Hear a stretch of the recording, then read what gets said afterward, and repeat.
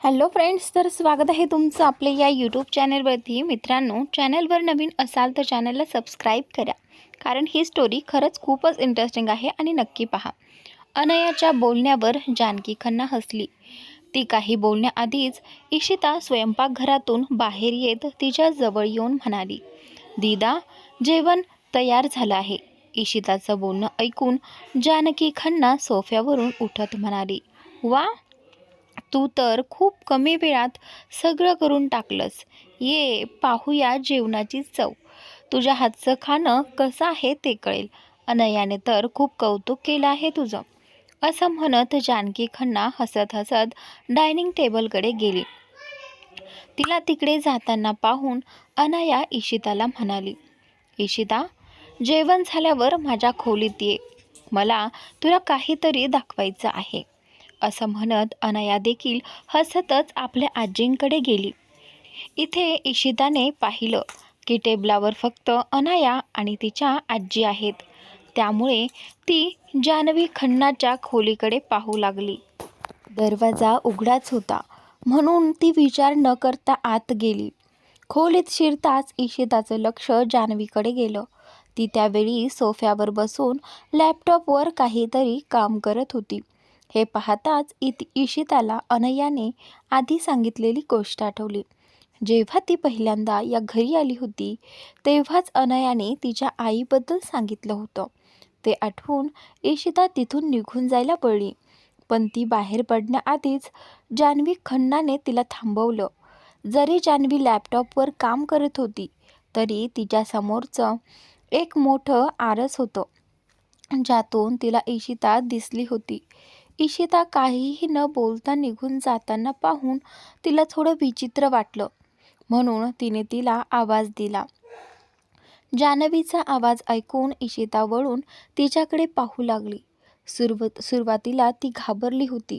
वाटलं की जान्हवी तिला रागवेल, पण तिच्या चेहऱ्यावर हास्य पाहून इशिता गोंधळून गेली आणि म्हणाली, आंटी, तुम्ही हसत का आहात? इशिताचं बोलणं ऐकून जान्हवी खन्ना हसून म्हणाली, मी पाहिलं की तू माझ्या खोलीत आलीस आणि काही न बोलता निघून जात होतीस. अनायाने तुला असं काही सांगितलं का की मी काम करताना कुणाशी बोलत नाही आणि जो मध्ये येतो त्याला मी रागावते? जान्हवीचं हे ऐकून इशिता आश्चर्याने म्हणाली, हो, अगदी बरोबर ओळखलं तुम्ही. पण तुम्हाला हे कसं कळलं? अनयाने मला हे खरंच सांगितलं होतं. तुम्हाला कसं समजलं?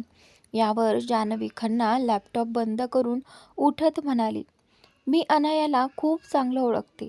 मला आधीच वाटलं होतं की तिनेच तुला हे सांगितलं असेल.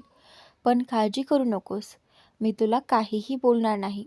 मला माहीत आहे तू शांतपणे आणि समजूतदारपणे सगळं करतेस. मी अनायाला म्हणून ठेवलं होतं, कारण मी जेव्हा मीटिंगमध्ये किंवा कोणत्या महत्त्वाच्या कामात असते तेव्हा ती मध्ये येऊन खूप त्रास द्यायची. म्हणून मी तिला धमकी दिली होती की जर ती मध्ये आली तर मी तिच्यावर ओरडेन. हे ऐकताच इशिता हसायला लागली. तिला अजिबात कल्पना नव्हती की अनाया इतकी खोडकर आहे की तिच्या घरचे सुद्धा तिच्यामुळे त्रासले आहेत. हसत हसत इशिता म्हणाली, आंटी, तुम्ही अगदी बरोबर म्हणालात. अनाया खरंच फारच शैतान आहे. तिच्या खोड्या कधीच थांबत नाहीत. पण तुम्ही काळजी करू नका, मी इथे आहे ना. मी तिला काही करू देणार नाही. सध्या तरी आपण खाली जाऊयात, जेवण तयार आहे. इशिताचं हे बोलणं ऐकून जान्हवीने हसतच होकार दिला आणि ती तिच्यासोबत खाली डायनिंग टेबलजवळ आली. इशिता आणि जान्हवी खन्ना टेबलवर आल्यावर इशिताचं लक्ष कबीरकडे गेलं, जो एका मोठ्या खुर्चीवर बसून मोबाईल वापरत होता. कबीरला तिथे पाहून इशिता क्षणभर घाबरली, पण जवळ जान्हवी असल्यामुळे तिने ती घाबरलेली भावना लपवली आणि शांतपणे जानकी खन्नाजवळ जाऊन बसली. कबीरलाही हे लक्षात आलं होतं की इशिता समोर उभी आहे, पण त्याने तिला एकदाही पाहिलं नाही. तो मोबाईलमध्येच गुंतलेला होता. सगळे टेबलवर बसलेले पाहून इशिता हळूहळू सगळ्यांच्या ताटात जेवण वाढायला लागली. ते पाहून जान्हवी खन्ना तिचा हात धरत म्हणाली, बेटा, हे सगळं तू का करतेस? घरात नोकर आहेत, हे पाहून घेतील ना. तू आमच्यासोबत बस आणि जेव. जान्हवीचं हे ऐकून इशिता हसत म्हणाली, नाही आंटी, मी तुमच्यासोबत जेवणार नाही. मला एकटीने जेवण्याची सवय आहे. तुम्ही सगळे जेवल्यावर मी खाईन. हे ऐकून अनाया तोंड वाकडं करत म्हणाली, हे तुझ्या चाचीचं घर नाहीये. इथे सगळे एकत्र जेवतात. तुलाही आमच्यासोबत जेवावं लागेल, नाहीतर आम्हीही जेवणार नाहीत. असं म्हणून अनायाने तोंड फुगवलं. कबीर मात्र हे सगळं ऐकून चिडला होता. त्यामुळे त्याने काही न बोलता समोरच अन्न स्वतःच्या ताटात घेतलं आणि खूप शांतपणे खायला लागला. कबीर जेवायला लागल्याचं पाहून अनायाच्या डोळ्यात आश्चर्य उभं राहिलं. कारण तिनेच नुकतं सांगितलं होतं की इशिता जेवत नाही तोपर्यंत कोणीही जेवणार नाही. पण कबीर तर उलट जणू मुद्दाम दाखवत होता की त्याच्यावर इशिताचं काहीही परिणाम होत नाही. पण कबीरने जेवायला सुरुवात केल्यावर त्याला आजचं जेवण खूपच आवडलं. जणू त्याच्या आईच्या हातचं अन्न खाल्ल्यासारखं वाटत होतं. जान्हवी खन्ना जेव्हा बिझनेसमध्ये आली तेव्हापासून तिने स्वतः स्वयंपाक करणं सोडलं होतं. त्यामुळे घरचे नोकरचं रोज जेवण बनवत असत. आज मात्र कबीरला जेवण खूपच स्वादिष्ट वाटत होतं. म्हणून त्याने पहिली थाळी संपवल्यावर दुसऱ्यांदा ताटात वाटून घेतलं. इशिता आणि खन्ना कुटुंबातील गमतीशीर संध्याकाळ. इशिता जेवणाच्या टेबलजवळ बसून होती आणि तेवढ्यात कबीर स्वतःसाठी जेवण वाढवून खाण्यास लागला. हे पाहून घरातील सगळे थक्कच झाले. मयंकने देखील आपला भाऊ जेवणात कसा रंगून गेला आहे हे पाहिलं आणि तोही लगेच स्वतःसाठी जेवण वाढून टेबलावर बसला. तो इशिताकडे पाहत म्हणाला, इशिताजी, तुम्ही जर जेवणार नसाल ना तर आई, माझी छोटी बहीण आणि दीदा सगळ्यांना उपाशी राहावं लागेल. कारण मी आणि कबीर दोघं मिळून हे सगळं संपून टाकू. मयंकच्या बोलण्यावर कबीर चिडून म्हणाला, तू असशील भुकेला, मी नाही. आणि जेवायचं असेल त्यांनी जेवावं, नाही तर कोणाला फरक पडत नाही. कबीरच्या बोलण्यावर इशिता अनायाकडे पाहू लागली. इशिताला असं वाटलं की तिच्यामुळे घरातले इतर कोणी जेवणार नाहीत, म्हणून ती गप्पच राहून जानकी खन्नांच्या बाजूला बसली आणि स्वतःसाठी जेवण वाढू लागली. हळूहळू तिने जेवायला सुरुवात केली आणि हे पाहून अनायाने देखील हसत सर्वांबरोबर जेवण सुरू केलं. थोड्याच वेळात कबीरचं पोट भरलं आणि त्याने आपले हात पुसून उठायला सुरुवात केली. पण निघताना तो थांबला आणि आपल्या भावाकडे बघत म्हणाला, तू थोड्या वेळाने स्टडी रूममध्ये ये, तुला एक महत्त्वाची गोष्ट सांगायची आहे. हे बोलून कबीर रागात निघून गेला. कबीरचा राग पाहून मयंक जोरजोरानं खोकायला लागला. त्याला आधीच समजलं होतं की त्याच्या भावाचा राग त्याच्यावर उतरणार आहे. जानकी खन्नांनी हे पाहून डोळे बारीक करत विचारलं, राजाबाबू, असं काय केलंयस तू ज्यामुळे कबीर तुझ्यावर इतका रागवतोय? मी कितीदा तुला ऑफिसमध्ये खोडकरपणा करू नकोस असं सांगितलंय. त्यावर मयंकने गडबडीत पाणी प्यायलं आणि म्हणाला, पण दादी, मी काही केलं नाही.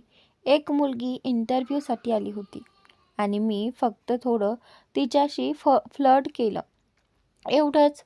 त्याच्या या बोलण्यावर जानकी खन्ना संतापून त्याच्याकडे बघत राहिल्या. जान्हवी खन्नासुद्धा चिडून म्हणाल्या, मयंक, कबीरला अशा गोष्टी अजिबात आवडत नाहीत. तुम्ही का हे असं सगळं करता? लक्षात ठेवा, ती कंपनी तुमच्या भावाची आहे आणि तिथले सगळे कर्मचारी तुम्हा दोघांनाही चांगलं ओळखतात. हे ऐकून मयंक गप्प झाला. इशिता सगळं बघत होती. तिनंही मयंककडं पाहत म्हटलं, मयंकजी, तुमची आई बरोबर बोलत आहेत. जर ती कंपनी तुमच्या भावाची आहे तर तुम्ही त्याचा अपमान का करता? जर तिथे येणाऱ्या मुलींना समजलं की छोटे सर फ्लर्ट करतात तर कोणी येईल तिथं काम करायला? आणि जे येणार असतील तेही यायचं टाळतील. त्यानंतर तुम्हाला बाहेर मज्जा करायची असेल तर करा. तुमच्या भावाने कदाचित काही म्हटलंही नसेल, पण ऑफिसमध्ये अनेक मोठे लोक येतात. अनयाने मला कंपनीबद्दल जे सांगितलं त्यावरून मला खात्री आहे की खूप प्रतिष्ठित कंपनी आहे. हे ऐकून मयंक हसत म्हणाला, इशिताजी, आज तुम्ही म्हटलंय ना, म्हणजे आता मी कुठल्याच मुलीसोबत फ्लर्ट करणार नाही. पण मी काय करू? माझी सवयच अशी आहे. मला मज्जा करायला आवडते.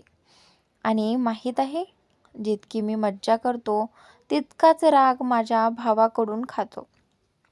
आणि आतासुद्धा त्याचसाठी जातोय. असं म्हणत मयंकने आपले हात पुसले आणि चेहरा वाकडं करून तिथून निघून गेला. हे पाहून इशिता गोंधळलेली वाटली. जान्हवी खन्ना हसून म्हणाल्या, तू लक्ष देऊ नकोस या दोघा भावांवर. एक नेहमी गंभीर आणि दुसरा कायम गोंधळात. कबीर कधी हसत नाही आणि मयंक कधी गप्प बसत नाही. एक फारच शांत आणि दुसरा खूप बोलका. पण हे दोघंही एकमेकांसाठी जीव देऊ शकतील. फक्त कामाच्या बाबतीतच ते एकमेकांचे शत्रू होतात. कबीर जेव्हा रागवतो तेव्हा मयंकला त्याची शिक्षा म्हणून अशा ठिकाणी पाठवतो जिथं काम करताना लोक घाबरतात. हे ऐकून इशिता अचंबित होऊन म्हणाली, अशीही काही ठिकाणं असतात का?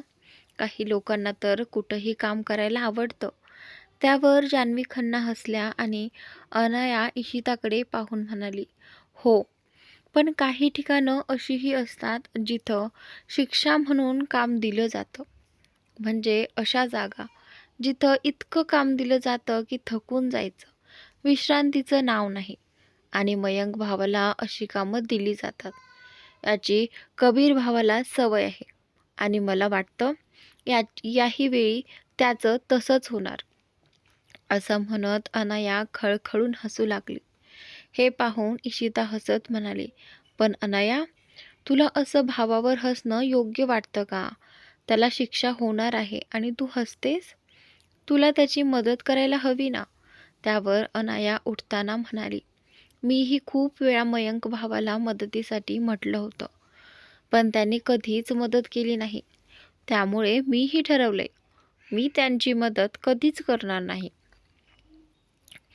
आता त्यांनी चूक केली आहे तर त्याची शिक्षा त्यांना मिळणारच. असं म्हणत तिने आपले हात बुसले आणि आपल्या खोलीकडे निघून गेली. अनयानं तिथून निघाल्यावर इशितानंही आपलं जेवण संपवलं आणि उठली. जानकी आणि जान्हवी खन्नाही आपापलं जेवण संपवून उठल्या. हे पाहून इशिता टेबलवरची ताटं उचलू लागली, पण जानकी खन्ना तिला थांबवत म्हणाल्या, इशिता, तुम्ही हे का करताय? घरात नोकर आहेत, ते करतील हे सगळं. इशिता हसत म्हणाली, नाही दीदा, हे काही मोठं काम नाही. मला सवय आहे जेवणानंतर स्वच्छता करण्याची. त्यावर जान्हवी थोड्या रागाने म्हणाली, इशिता, दीदांची गोष्ट नकार देणं योग्य नाही. आणि इथले नोकर फुकट नाही आहेत. त्यांना पगार मिळतो, त्यांचं हे काम आहे. तुम्ही इथल्या पाहुण्या आहात, हे लक्षात ठेवा. काम करू नका इतकं, नाहीतर अनयाला वाटेल आम्ही तुम्हाला फक्त कामासाठीच ठेवले. हे ऐकून जानकी खन्नाही म्हणाल्या, हो इशिता, जान्हवी योग्य बोलते. नोकरांना पगार मिळतो. जर त्यांनीच हे सगळं केलं नाही तर ते पैसे कसे मिळणार? मी तुला फक्त जेवण बनवायची परवानगी दिली. याचा अर्थ रोज रोज तू स्वयंपाक करावा असं नाही. जेव्हा तुला वाटेल तेव्हा बनव, पण रोज नको. नाहीतर घरात प्रॉब्लेम होतील. आणि हो, आज तू खूप छान जेवण बनवलंस.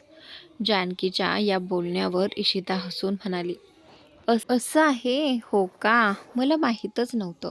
मग मी अधूनमधूनच थोडंफार काम करेन. असं म्हणत इशिता हसून तिथून निघून गेली. इशिता निघून गेल्यावर जानकी खन्ना जान्हवीकडे पाहून म्हणाल्या, तुला ते लक्षात आलं का जे मी पाहिलं? जानकी खन्नाची गोष्ट ऐकून जान्हवी हसत म्हणाली, हो ग, मी देखील हे लक्षात घेतलं होतं. कबीर कधीही नीटपणे जेवत नाही आणि जेवला तरी आरोग्यदायी अन्न खाणं त्याला आवडत नाही. पण आज तो अगदी व्यवस्थितपणे भारतीय जेवण खात होता आणि वरून एक्स्ट्रा जेवण घेत होता. जान्हवीची गोष्ट ऐकून जानकी हसत म्हणाली, माझ्या मते तुझी पसंत खूप चांगली आहे. तुला इशिता पहिल्याच नजरेत आवडली आणि मी मात्र घाबरून तिला पसंत करू शकले नाही. पण आज जे काही मी पाहिलंय ना, त्यानंतर मी ठरवलं आहे की आता फार लवकर कबीर आणि इशिताचं लग्न लावून देणार. जानकीचं बोलणं ऐकून जान्हवी आनंदाने म्हणाली, तुम्ही जर म्हटलंय तर नक्कीच होईल. फक्त एकदा आपण कसंही करून कबीरला तयार करावं लागेल. त्यानंतर आपण दोघांचं लग्न अगदी लवकर लावून देऊ. पण तोपर्यंत तुम्ही ही गोष्ट कोणालाच सांगू नका, विशेषतः अनायाला नाही. कारण जर अनायाला कळलं तर ही गोष्ट सगळ्यांना सांगून त्याचा गोंधळ करेल. जान्हवीच्या बोलण्यावर जानकी खिदळत म्हणाली, बरोबर आहे तुझं. मी याचा नक्कीच विचार करीन. तू चल, आपण आता खोलीत जाऊ. असं म्हणत जानकी जान्हवीसोबत तिच्या खोलीकडे निघाली. इकडे इशिता खोलीत आली तर तिचे लक्ष बेडवर बसून हसत पाहणाऱ्या अनयाकडे गेलं. तिला तसं हसताना पाहून इशिता गोंधळून म्हणाली, काय झालं अनया, तू मला अशा नजरेत का पाहतेस? इशिताचं बोलणं ऐकून अनया हसत म्हणाली, माझ्याकडे तुझ्यासाठी एक सरप्राईज आहे. पण त्याआधी तू वचन दे की मी तुला जे काही देईल ते तू नकार देणार नाहीस. अनयाचं बोलणं ऐकून इशिता डोळे बारीक करत म्हणाली, तू पुन्हा पैसे खर्च केलेस का? मी तुला किती वेळा सांगितलंय की उगाच पैसे खर्च करू नकोस, पण तू कधी ऐकतेस का माझं? इशिताचं बोलणं ऐकून अनया चेहरा वाकडं करत म्हणाली, तुला अजून माहीतही नाही मी काय घेतलंय आणि तू आधीच मला सुनवायला लागलीस. मला असं ओरडू नकोस, मला खरंच वाईट वाटतं. अनयाचा रागलेला चेहरा पाहून इशिता एक खोल श्वास घेऊन तिच्या शेजारी बसली आणि म्हणाली, पाहिलंस ना, मी तुला ओरडू इच्छित नाही, पण तू उगाच खूप खर्च करतेस. मला फक्त एवढंच वाटतं की तू तुझ्या खर्चांवर नियंत्रण ठेवावं. इशिताचं बोलणं ऐकून अनया आपल्या खिशातून एक लहान डब्बा काढते आणि इशिताच्या हातात देत म्हणते, मी माझ्या खर्चांवर नियंत्रण ठेवलंय, पण हे गिफ्ट खास तुझ्यासाठी घेतलंय. प्लीज याला नकार देऊ नकोस, हे मी मनापासून घेतलंय. अनयाचं बोलणं ऐकताच इशिताचं लक्ष त्या डब्याकडे गेलं. तो डब्बा पायलचा वाटत नव्हता, पण दुकानाचं नाव पाहून तिला लक्षात आलं की यामध्ये काय आहे. तिने ते उघडलं आणि आतली पायल पाहिली. ती हातात घेताच तिच्या चेहऱ्यावर एक स्मित आलं. पण लगेच ती डोळे बारीक करत अनयाला विचारते, सांग आधी, ही पायल कितीची आहे? कारण या पायलीवरील जे नाव आहे ते मला नीट दिसत नाही. इशिताचं बोलणं ऐकून अनया म्हणाली, खूप महाग नाहीये, फक्त काही हजारांचीच आहे. तू फार विचार करतेस. आता फक्त ती घालून बघ, तुला ती खूप शोभून दिसेल, मला खात्री आहे. अनयाचं हे बोलणं ऐकताच इशिता तिला रागाने बघत म्हणाली, अनया, खरं खरं सांग, ही पायल तुला कितीला पडली? मला माहिती आहे ही पायल काही हजारांची नाही आहे. इशिताचं बोलणं ऐकून अनया खोल श्वास घेऊन म्हणाली, ठीक आहे, मी सांगते, पण किंमत ऐकल्यावर तू हे गिफ्ट परत देणार नाहीस. तुला माझी शपथ आहे, परत दिलंस तर. अनयाचं बोलणं ऐकून इशिता चिडून म्हणाली, तू मला सारखी शपथ का देतेस? हे अगदी चुकीचं आहे. असंच चाललं तर मीही तुला प्रत्येक वेळी शपथ देऊन काम करून घेईन. आता पटकन सांग, कितीची आहे ही पायल? इशिताचं बोलणं ऐकून अनया आपले नख चावता चावता म्हणाली, ही पायल 1.5 लाखांची आहे. मला माहीत आहे की तुला हे ऐकून खूप राग येईल, पण प्लीज मला ओरडू नकोस. हे खरंच मी मनापासून तुला द्यावं असं वाटलं होतं म्हणून घेतली. आणि तुला माहिती आहे का, ही मी कबीर भैयांकडून मागवली आहे. त्यांना जर परत करायला सांगितलं तर ते माझ्यावरच रागावतील.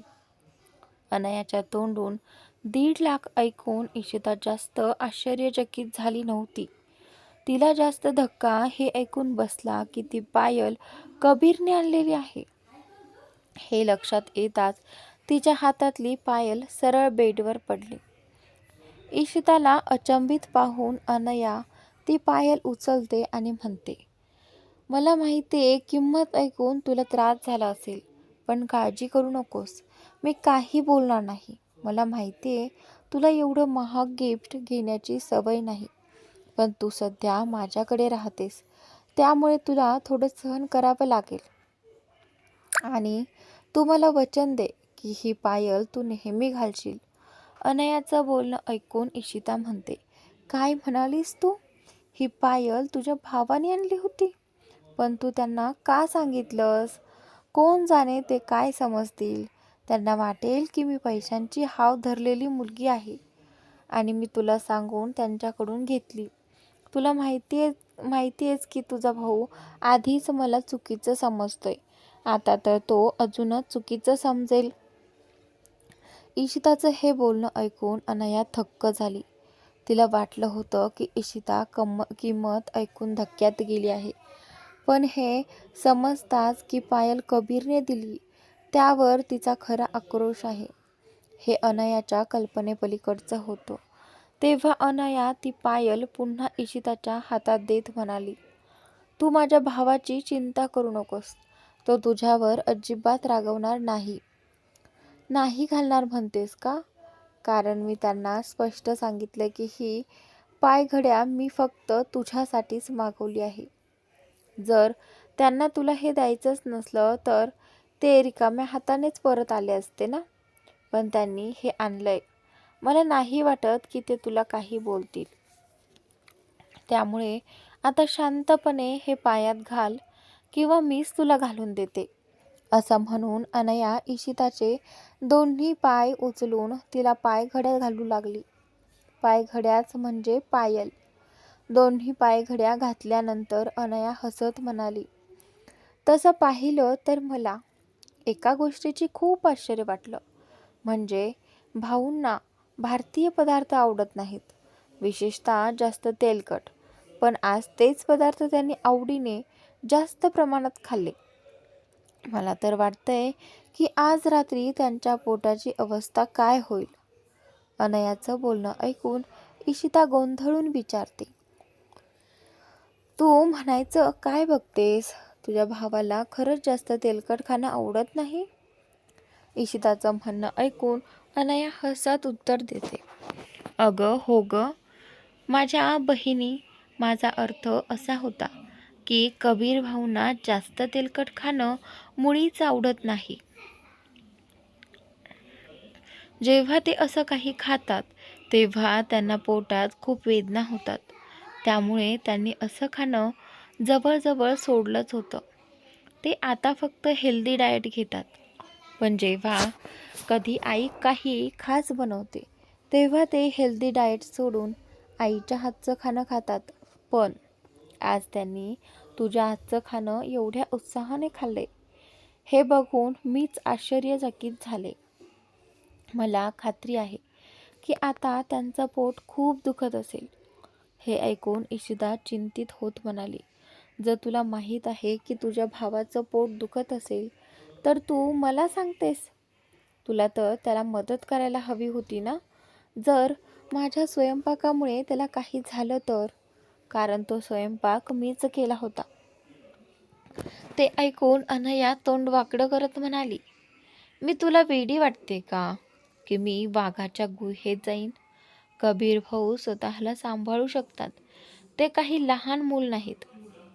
मी जर त्यांच्या मदतीसाठी गेले ना तर ते मला सरळ बाहेर काढतील आणि नंतर माझीच बेइज्जती होईल. त्यामुळे चांगलं तेच की मी गप्प झोपते. असं म्हणून अनया सरळ बेडवर झोपून चादरीत चेहरा लपवते. अनयाचं हे वागणं पाहून इशिता हळवी होते. तिच्या मनात सतत हेच चालू होतं की तिच्या स्वयंपाकामुळे कुठे कबीरची तब्येत बिघडली तर नाही ना. तिला सतत अनया आणि दाराकडे बघावंसं वाटत होतं. कुठे ना कुठे तिच्या मनात एक भीती घर करून बसली होती. कारण जितकं ती कबीरला ओळखत होती त्यानुसार तो एक राक्षसी स्वभावाचा माणूस वाटत होता. 5 मिनिटं गेल्यानंतर इशिता अधिक काळ गप्प बसू शकली नाही. ती सरळ किचनमध्ये गेली. तिथे तिने एक औषध तयार केलं. ते कपात ओतून ती थेट कबीरच्या खोलीत दाराजवळ आली. कबीरचं दार बंदच होतं. पहिल्यांदा जसं तिने दार पाहिलं होतं अगदी तसंच ते आजही होतं. एखाद्या भयावह जागेचं प्रवेशद्वार. इशिता 2 मिनिटं ते दार नुसतं बघत राहिली. मग हळूच तिने दारावर ठकठक केली. मनात प्रचंड भीती असूनही तिने हिंमत करत दार वाजवत राहिली. आत कबीर पोटदुखीने त्रस्त होऊन इकडे तिकडे चालत होता. त्याने पायऱ्यांच्या आवाजावरून लक्ष दिलं आणि दार उघडलं. कबीरला वाटलं होतं की त्याची आई असेल, पण समोर इशिताला बघून त्याच्या डोळ्यात संताप भरला. तो काही बोलणार इतक्यात इशिता पुढे आलेली औषध दाखवत म्हणाली, तुम्ही काही बोलण्याआधी मी हे औषध तुम्हाला द्यायला आले आहे. मला माहीत आहे तुम्हाला तेलकट खाणं आवडत नाही आणि आज मी जे केलं ते तुम्ही जरा जास्तच खाल्लं. त्यामुळेच तुमचं पोट दुखत असावं हे मला अनयाने सांगितलं. माझ्यामुळे कुणाला त्रास होणं मला सहन नाही होत. म्हणूनच मी खास तुमच्यासाठी हे औषध तयार केले. इशिता इतकं झपाट्याने बोलली की कबीरने डोळे अर्धवट करत तिच्याकडे पाहिलं. बघायला सुरुवात केली. त्याच्या नजरेतले राग पाहून इशिता घाबरून म्हणाली, जर तुम्हाला असं वाटतं की मी या औषधात काहीतरी घातलंय तर मी आधी हे टेस्ट करते. असं म्हणून तिने त्या कपातून एक घोट घेतला आणि तो कप परत प्लेटमध्ये ठेवून त्याला पुढे केला.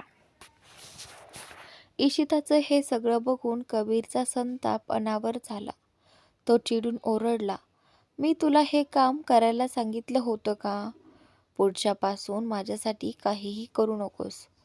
कबीरचं हे ऐकून इशिता घाबरत म्हणाली, पुढच्या वेळी मी तुमच्या सांगण्याशिवाय काही करणार नाही. पण तरी कृपया हे औषध प्या ना. मला माहीत आहे की तुमचं पोट दुखतंय. असं म्हणत इशिता पुढे सरकली. तिच्या पायातील पैंजणांचा आवाज कबीरच्या मनात खूप चिडचिड निर्माण करत होता. त्यांचं लक्ष इशिताच्या बोलण्याकडे नसून त्या पैंजणांच्या आवाजाकडे लागलं. इशिता त्याच्या खोलीत आत आली आहे हे कबीरला समजलंही नाही. जेव्हा त्याने पाहिलं की त्याच्या खोलीत इथं तिथं नजर फिरवत आहे तेव्हा ताडकन तिचा हात धरून तिला बाहेर ढकलत म्हणाला, तुला माझ्या खोलीत यायचं धाडस तू कसं केलंस? मी माझ्या आईलाही खोलीत यायला देत नाही. मग तुला कसं देईन? पुढच्या वेळी जर आत आलीस ना तर मी तुझा जीव घेईल. मला कुणाचा जीव घ्यायला वेळ लागत नाही. आता लगेच माझ्या नजरेपासून दूर हो, नाहीतर याच खोलीतून बाहेर फेकून देईन. कबीरचा हा संताप बघून इशिताची नजर खोलीतील टेबलावर ठेवलेल्या औषधाकडे गेली. जेव्हा ती आत आली होती तेव्हा तिने ते औषध तिथे ठेवले होते. आता ती जेव्हा बाहेर जात होती तेव्हा तिला खात्री झाली की कबीर ते औषध प्यायचाच नाही. ती घाबरत म्हणाली, मी तुम्हाला वचन देते, पुढच्या वेळेस तुमचं परवानगीशिवाय तुमच्या खोलीत पाऊल ठेवणार नाही. पण प्लीज माझं तयार केलेलं औषध प्या. मी हमी देते हे लवकर परिणाम देईल. आणि तुमचं पोटदुखी लगेच थांबेल, असं म्हणत ती निघाली. इशिता निघून जाताना पाहून कबीर संतापून ओरडला, माझं म्हणणं समजत नाही का तुला? मला तुझ्या हातचं बनवलेलं औषध नाही, अगदी तुझ्या हातचं विषही प्यायचं नाही. तू माझ्या घरात राहून माझ्या स्वयंपाकघरात जाऊन जेवण बनवलंस ना? पुढच्या वेळी जर तू स्वयंपाकघरात पाऊल टाकण्याचा प्रयत्न केलास तर मी स्वतः तिथे आग लावून तुला त्यात फेकून देईन, असं म्हणत कबीरने रागाने आपल्या खोलीचं दार जोरात बंद केलं. कबीरचे रागावलेले शब्द ऐकून इशिताच्या मनाला खूप लागलं. तिच्या डोळ्यात नकळत अश्रू आले. ती स्वतःलाच विचार करत होती, असं काय घडलं की कबीरला तिच्याबद्दल एवढा राग वाटतोय? ती तर त्याला नीट ओळखतही नव्हती. हे विचार करत इशिता रडत रडत अनायाच्या खोलीबाहेर आली. खोलीजवळ पोहोचल्यावर तिची नजर अनायावर गेली, जी शांतपणे झोपली होती. अनायाला असा शांत झोपलेलं पाहून इशिता खोलीत न जाता हळूच टेरेसकडे निघाली. तिला आज खूप एकटं वाटत होतं. ती एकांतात स्वतःचं दुःख थोडं हलकं करू पाहत होती. टेरेसवर गेल्यावर तिची नजर झुल्यावर पडली. झुला पाहताच ती शांतपणे त्यावर जाऊन बसली. पाय गुडघ्यात घेऊन ती आकाशात ताऱ्यांकडे पाहत राहिली. आकाशात लुकलुकणाऱ्या ताऱ्यांकडेही पाहता पाहता तिच्या डोळ्यात पुन्हा पाणी आलं. रडत रडत ती ताऱ्यांना म्हणाली, माझं नशीब एवढं वाईट कसं काय असू शकतं? आई बाबा, जर तुम्हाला देवाजवळ जायचं होतं तर मला पण तुमच्यासोबत घेऊन जायचं होतं. मी सुद्धा तुमच्यासोबत निघून गेले असते. तुम्ही स्वतःचा जीव देऊन माझा वाचवला, पण कधी कधी वाटतं की तुम्ही ते करूच नये, तर मी आज तुमच्यासोबत असते. मला आता आयुष्य नकोसं झालंय. अनेक वेळा वाटतं की सगळं संपून तुमच्याकडे यावं, पण मग एकच विचार थांबतो, अनाया. या जगात अनाया एकच व्यक्ती आहे जिला मी आपलं म्हणू शकते. ती नसती तर कधीच तुमच्याकडे आली असते. तुम्ही चुकलात आई बाबा. त्या अपघातात किमान माझा जीव तरी वाचवू नका. असं केलं असतं तर मी चाचींकडे नसते, तुमच्यासोबत असते. तुम्हाला वाटत होतं की ते आपल्यावर खूप प्रेम करतात, पण तसं नव्हतं. ते फक्त दाखवायचं काम करत होते. तुम्ही गेल्यावरच त्यांचा खरा चेहरा समोर आला. त्यांनी मला घरात ठेवूनही कधीच प्रेम दिलं नाही. मी घरात काम करणाऱ्या नोकरांनीहून वाईट आयुष्य जगत होते. आज मी अनायाच्या घरी राहते खरं, पण हेही थोड्या दिवसाचं आहे. एकदा इथून बाहेर पडली की कुठे जाईन माहीत नाही. तेव्हा मी तुमच्याकडेच येईन. आता या जगात मला काही उरलं नाही. जितकं जगायचं होतं तितकं जगले. आता जर आयुष्य फक्त वेदना देणार असेल तर मी मरण स्वीकारेल. म्हणूनच थोडा वेळ थांबा. तुमची मुलगी लवकरच तुमच्याजवळ येणार आहे. असं म्हणत इशिता डोकं गुडघ्यांवर ठेवून ओक्साबोक्शी रडू लागली. दुसरीकडे कबीर आपल्या खोलीत बसून रागाने लॅपटॉपवर काम करत होता. त्याच्या पोटात अजूनही दुखत होतं, पण इशिताच्या कृतीमुळे त्याचा राग शांत थांबत नव्हता. त्यामुळे त्याने स्वतःला कामात गुंतवून घेतलं. लॅपटॉपवर काम करत असतानाच त्याच्या पोटात तीव्र वेदना झाली. वेदना जाणवताच त्याची नजर टेबलावर ठेवलेल्या इशिताने बनवलेल्या औषधावर गेली. ते पाहून त्याचा राग अधिकच वाढला. त्याने आधी ते औषध उचलून फेकून द्यायचं ठरवलं, पण अचानक त्याने विचार बदलला आणि ते औषध एकदम गिळून टाकलं. औषध खूप कडवट होतं, पण तरी त्यात काहीशी गोडीही जाणवत होती. औषध घेतल्यावर त्याला आठवलं, हीच ती औषधं इशिताने आधी घेतली होती. हे आठवताच त्याने कप रागाने जमिनीवर फेकून दिला. कप फुटल्याचा आवाज खोलीत घुमला. त्याचवेळी त्याला इशिताच्या पायातील पैंजणाची किंचाळी ऐकू आली. तेव्हा ती खोलीत आली होती तेव्हापासून तिच्या पैंजणाचा आवाज त्याच्या कानात रुंजी घालत होता. हे आठवताच त्याची नजर दरवाजाकडे वळली. तो उठून लॅपटॉप बंद करत दरवाजाकडे निघाला. चालताना त्याला काहीतरी पायात टोचल्यासारखं वाटलं. खाली पाहिलं तर पैंजणाचं घुंगरू पडलेलं होतं इशिताचं. कबीरने तो घुंगरू उचलून हातात घेतला आणि मुठीत घट्ट बंद केला. मग तो कपडे बदलायला चेंजिंग रूममध्ये गेला. तर आता इकडे दुसऱ्या दिवशी कबीर ऑफिसमध्ये आपल्या टेबलवर काम करत असतानाच त्याचा मॅनेजर घाईघाईने त्याच्या जवळ आला. मॅनेजरच्या चेहऱ्यावर चिंता स्पष्ट दिसत होती. कबीरने लगेच लॅपटॉप बंद करून त्याच्याकडे पाहिलं. ते पाहून घाबरत मॅनेजर म्हणाला, "सर, आत्ताच घरी फोन आला होता. तुमच्या आजी म्हणाल्या की तुमच्या आईची तब्येत खूप खराब झाली आहे. त्यांनी तुम्हाला ताबडतोब घरी बोलावलं आहे." हे ऐकताच कबीरचे डोळे आश्चर्याने मोठे झाले. तो काही न बोलता टेबलावरून आपला फोन उचलून तडक बाहेर निघून गेला. तर आता इथे थोड्या वेळाने कबीर घरी पोहोचला. तेव्हा त्याने पाहिलं की त्याची आजी चिंतेत सोफ्यावर बसलेली होती. हे पाहून तो तिच्याकडे पाहत विचारतो, "आई, आई कुठे आहे?" कबीर समोर उभा असल्याचं पाहून जानकी खन्ना थोडीशी घाबरत म्हणाली, "तुझी आई खोलीत आहे.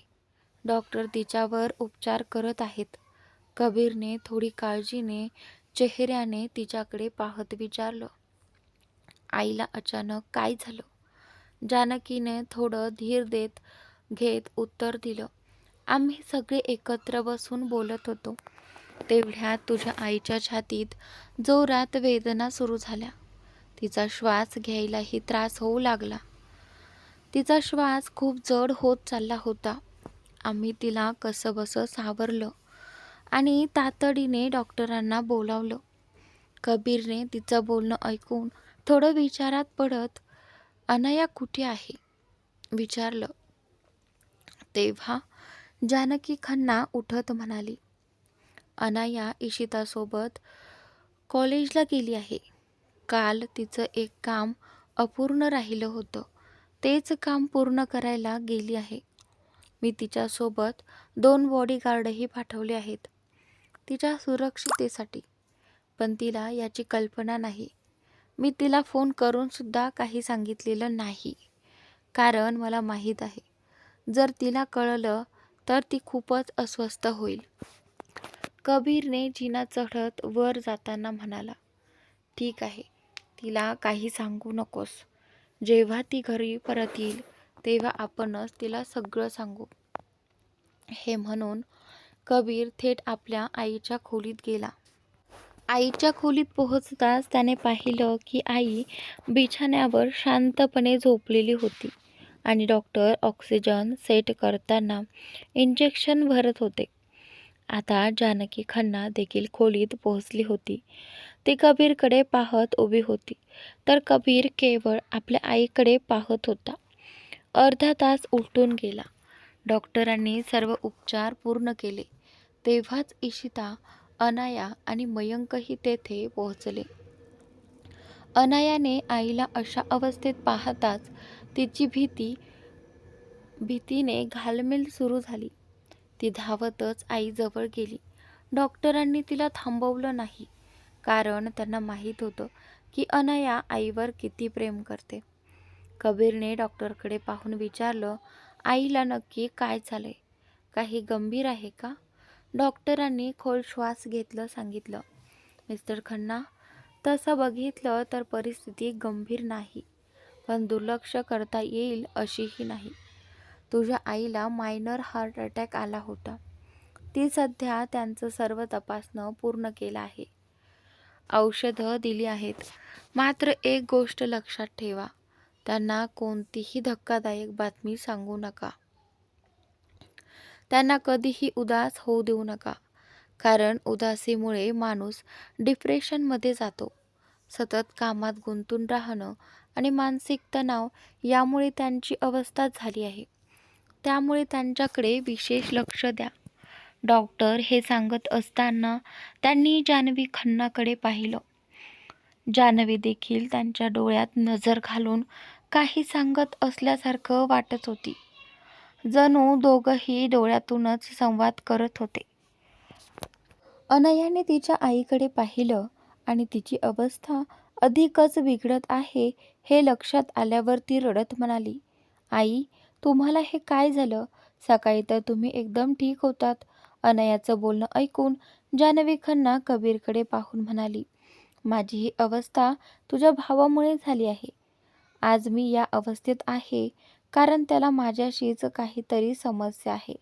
त्याच्यामुळे मी आज या खाटेवर पडली आहे. तिचं बोलणं ऐकून कबीर गोंधळून गेला. डॉक्टर म्हणाले होते की तिला मायनर हार्ट अटॅक आलाय. मग यात त्याचा काय संबंध? अनयासुद्धा गोंधळात पडली. जानकी खन्ना तेव्हा पुढे आली आणि जान्हवीला म्हणाली, हे तू काय बोलत आहेस जान्हवी? कबीर तर आपल्यासोबत नव्हता देखील, मग तू त्याच्यावर दोष का टाकते आहेस? जानकीच्या प्रश्नावर जान्हवी रडत म्हणाली, आई, मी त्याला स्पष्ट सांगितलं होतं की लवकरात लवकर लग्न कर, पण त्याने माझं ऐकलंच नाही. त्याला वाटतं की मी असंच मरावं. त्याला माझ्याशी काहीही प्रेम नाही. असं प्रेम असतं का? जर खरंच प्रेम असतं तर त्याने माझ्या प्रत्येक गोष्टीचा आदर केला असता. हे ऐकून कबीर, जो आधी गोंधळलेला होता, तो आता चिडला. तो संतप्त होऊन काहीही न बोलता खोलीतून निघून गेला. दरवाजाजवळ उभी असलेली इशिता हे सर्व पाहत होती. कबीर बाहेर निघताना त्यांची नजर तिच्यावर गेली आणि त्यामुळे त्याचा राग आणखी वाढला. कबीरचा राग पाहून इशिता थोडी घाबरली आणि पटकन मागे झाली. कबीर निघून गेल्यावरच ती खोलीत आली. खोलीत येताच ती सरळ जान्हवी खन्नाजवळ जाऊन बसली. मयंकच्या चेहऱ्यावरही काळजी स्पष्ट दिसत होती, पण तो डॉक्टरांना बाहेर सोडायला गेला. त्या क्षणी जानकी खन्ना जान्हवी खन्नाकडे काही इशारा करत खोलीतून बाहेर गेली. इशिता जान्हवीची काळजी पाहून तिच्या कपाळावरून हात फिरवत म्हणाली, आंटी, तुम्ही स्वतःची काळजी का घेत नाहीत? त्यावर अनया थोडं वैतागून म्हणाली, काही फायदा नाही इशिता. तू कितीही समजावलं तरी आई कुणाचंच ऐकत नाही. त्यांना जे करायचं असतं ते त्या करूनच घेतात. मीही कित्येक वेळा त्यांना स्वतःची काळजी घ्या असं म्हटलंय, पण काही उपयोग नाही. अनयाचं बोलणं ऐकून इशिता शांतपणे म्हणाली, अनया, मला माहीत आहे की तू सध्या खूप रागावलेली आहेस, पण तुझ्या आईची तब्येत अजूनही सुधारलेली नाही. म्हणून तू शांत राहा. आपण नंतर सगळं बोलू. त्यांची ही समजूतदार संवाद ऐकून जान्हवी अनयाकडे बघत काही बोलणार होती. अनया, तू कबीरला सांगू शकतेस का की तो माझ्याशी भेटायला यावा? मला त्याच्याशी काही बोलायचं आहे. जर तो इथे आला नाही तर मी स्वतः त्याच्या खोलीत जाईन, हे त्याला सांगून टाक. आईचं बोलणं ऐकून अनया गोंधळून म्हणाली, पण मॉम, तुम्ही मला भावाजवळ का पाठवतायत?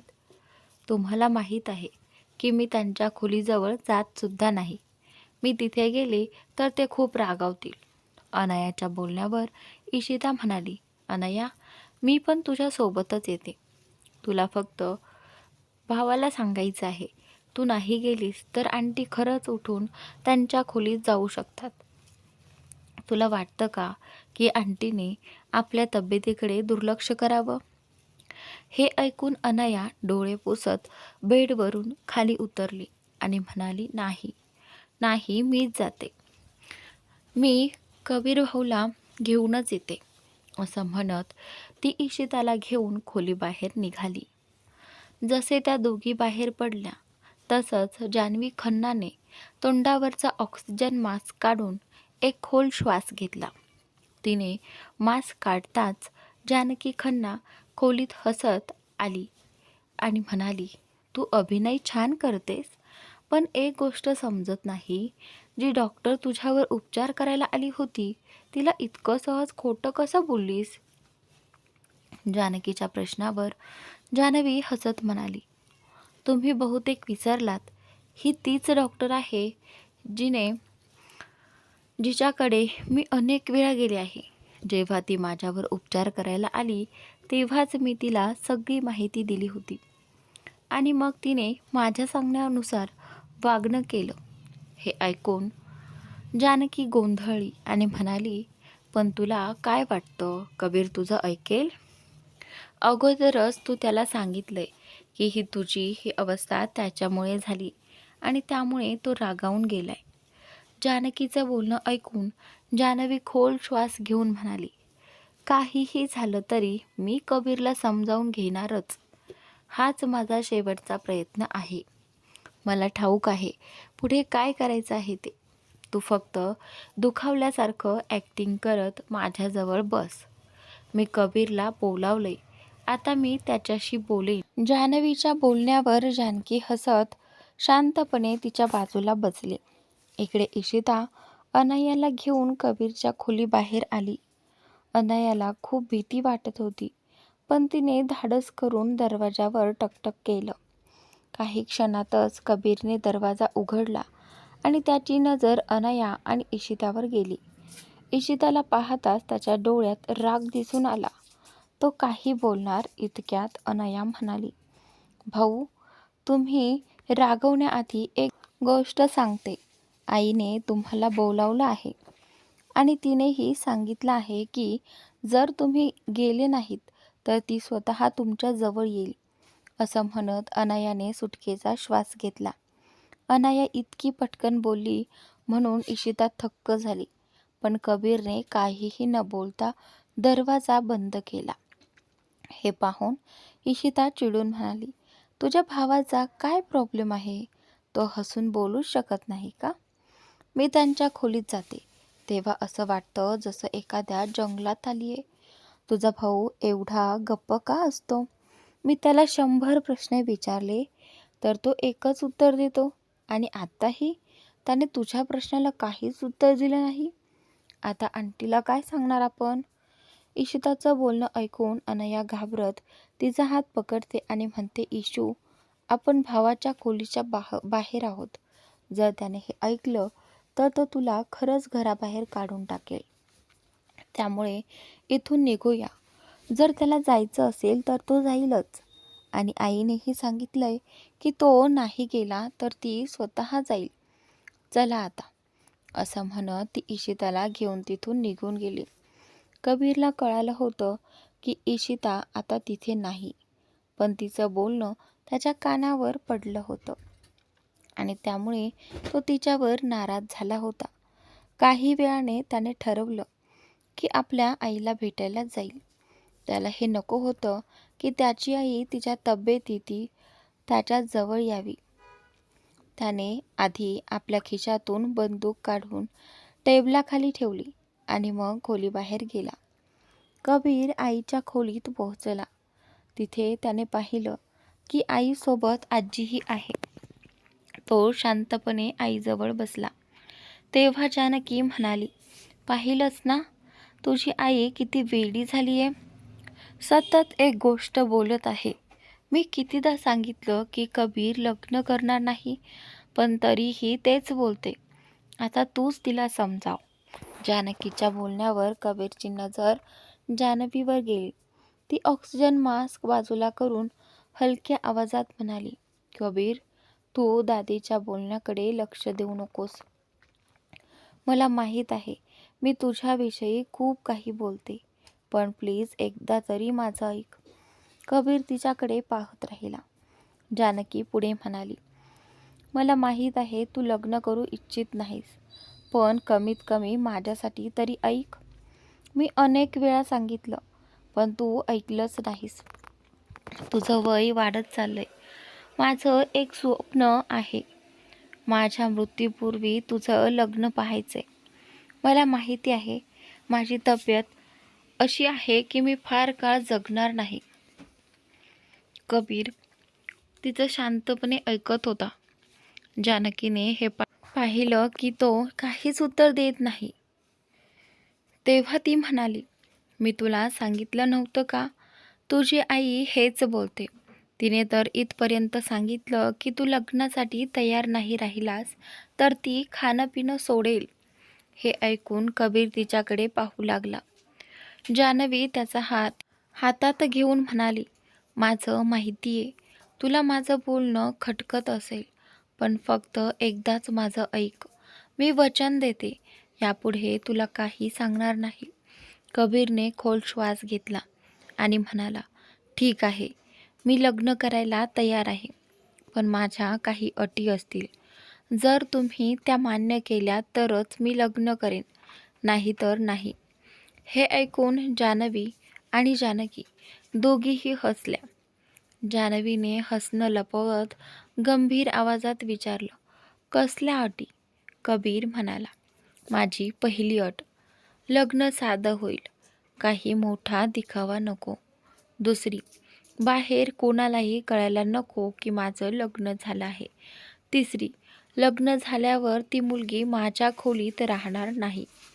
चौथी, त्या मुलीला आधीच सांगितलं पाहिजे की ती माझ्यापासून लांब राहील. तुम्हाला फक्त माझं लग्न हवंय ना? लग्नानंतर मी काय करतोय काय नाही हे माझं ठरेल. त्यामुळे तुम्हाला या अटी मानाव्याच लागतील. कबीरचं बोलणं ऐकून जान्हवी आणि जानकी दोघीही आश्चर्यचकित झाल्या. जान्हवी म्हणाली, बाकी सगळं ठीक आहे, पण लग्नानंतर बायको पतीसोबतच राहते. मग तू तिला तुझ्या खोलीत राहू देणार नाहीस? ही अट मी मानणार नाही. हे ऐकताच कबीर खुर्चीतून उठला आणि म्हणाला, मी तुमचं ऐकलं आहे.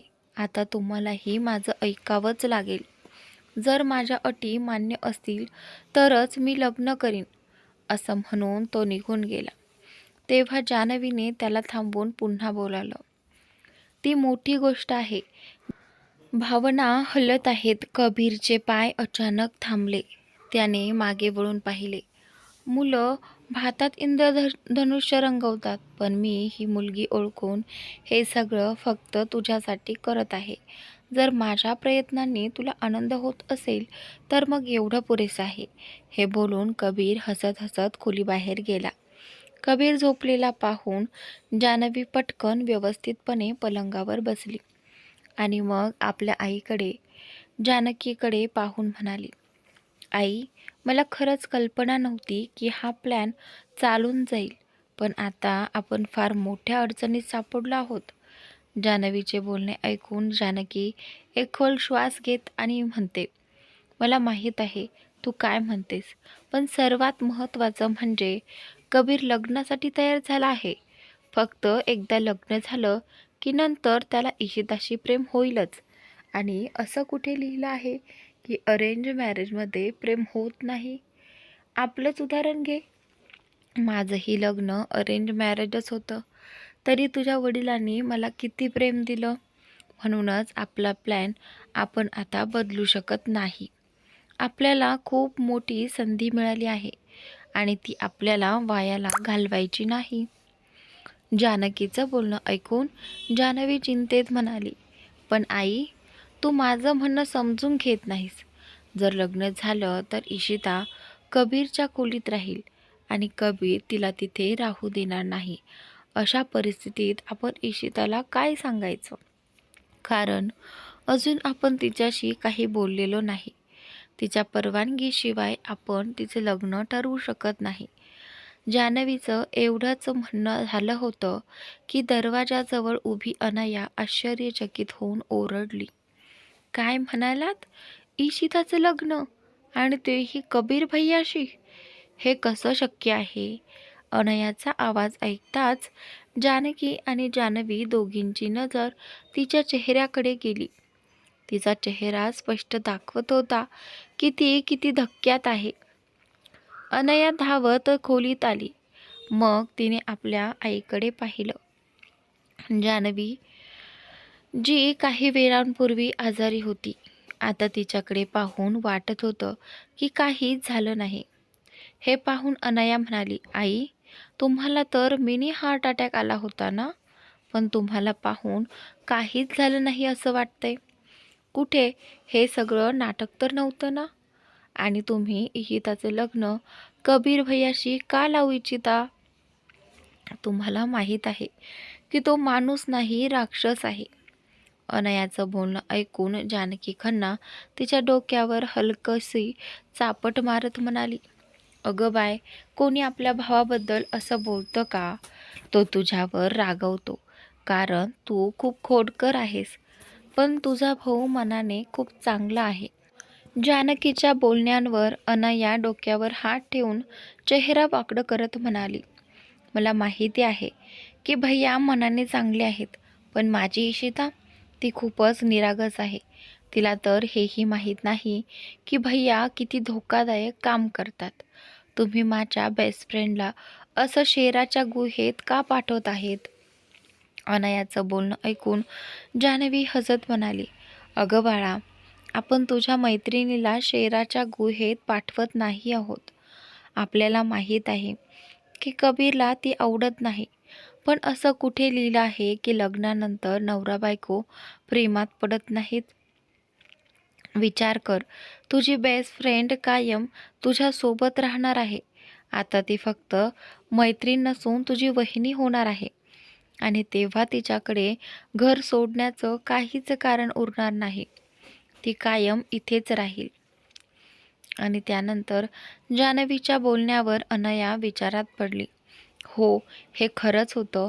जर इशिताचं कबीरशी लग्न झालं तर ती कायम याच घरात राहील आणि कोणीही तिला दूर नेऊ शकणार नाही. हे लक्षात येताच अनया हसून म्हणाली, आई, खरंच तुम्ही योग्य बोललात. मी तर हा विचारच केला नव्हता. खरं सांगायचं तर मलाही वाटतं की इशिता कायम आपल्याच घरात राहावी. पण तुम्हाला माहीत आहे, तिला असं वाटतं की ती आपल्या सगळ्यांवर ओझं आहे. अनयाचं बोलणं ऐकून जान्हवी हसून म्हणाली, म्हणूनच मी आणि तुझी आजी आम्ही दोघींनी ठरवलं आहे की तुझ्या भावाचं लग्न इशिताशीच लावायचं. जान्हवीचं हे ऐकून अनया गोंधळून म्हणाली, तर आपण भैयाला कसं तयार करू? तर नेहमी म्हणतो की त्याला लग्न करायचं नाही आणि इशिताशी लग्न ते तर कधीच नाही. अनया असं म्हणताच जान्हवीने जानकीकडे पाहिलं. मग जानकी अनयाकडे पाहत म्हणाली, आणि जर मी सांगितलं की तुझा भाऊ लग्नाला तयार झालाय तर? कारण थोड्याच वेळापूर्वी तो इथे आला होता आणि तुझ्या आईने त्याला गोड बोलून तयार केला आहे. तुझा तो खोडकर भाऊ आता लग्न करायला तयार आहे. पण आम्ही त्याला हे अजून सांगितलेलं नाही की त्याचं लग्न इशिताशी होणार आहे. जेव्हा आम्ही त्याला विचारलं की तुला कळायचं नाही का की तुझं लग्न कुणाशी होणार आहे, तेव्हा त्याने उत्तर दिलं की त्याला लग्न करायचंच नव्हतं. मग हे जाणून काय उपयोग? तो फक्त आपल्या आईच्या आनंदासाठी लग्नासाठी तयार झाला आहे. हे सगळं ऐकून अनयाच्या चेहऱ्यावर हसू पसरलं आणि त्याचवेळी जान्हवी तिला पाहत म्हणाली, तर मित्रांनो, आजचा भाग इथे संपलेला आहे. पुढील भाग पाहण्यासाठी चॅनलला सबस्क्राईब करा, कारण पुढील भागात इशिता आणि कबीरचे लग्न होणार हे तुम्हाला नक्कीच पाहायला मिळेल.